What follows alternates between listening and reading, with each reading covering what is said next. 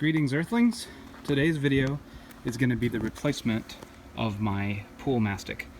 This last winter I had a lot of water get in between the coping and the pool deck, and unfortunately the pool deck is pulling away.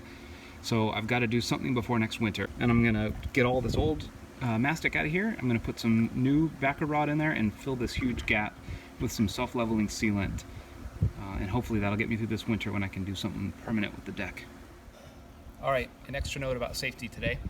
We are using electricity next to a pool, so make sure you plug your extension cord into a GFCI outlet. If you don't have one in your backyard, you can buy one of these inline GFCI outlet adapters.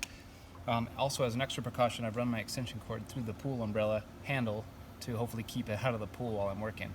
Keep a careful eye where your cord is at all times while you're working.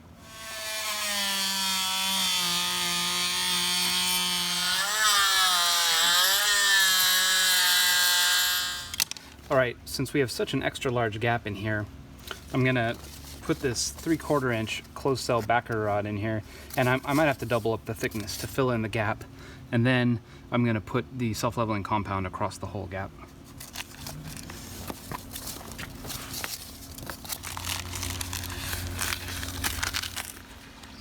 Okay, now it's time to put some self-leveling sealant down in the gap.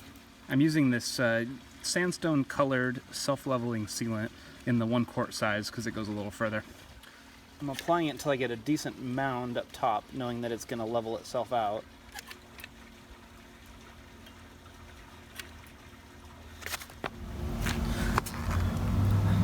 So one of the problems with a gap this big is if you don't put your backer rod in there, all that self-leveling sealant is going to drop into the gap. So I'm going to return to this with some more backer rod. And I've got another spot where the gap came around the sides. Now with this one, I'll probably let the mastic cure and try to fill that gap again with a second pass. After letting the first pass set up for about an hour, I ran another bead, and it seems to be holding a little better. I also used a little bit more of the backing rod to kind of beef up the joint. The area I was having the most trouble is right here.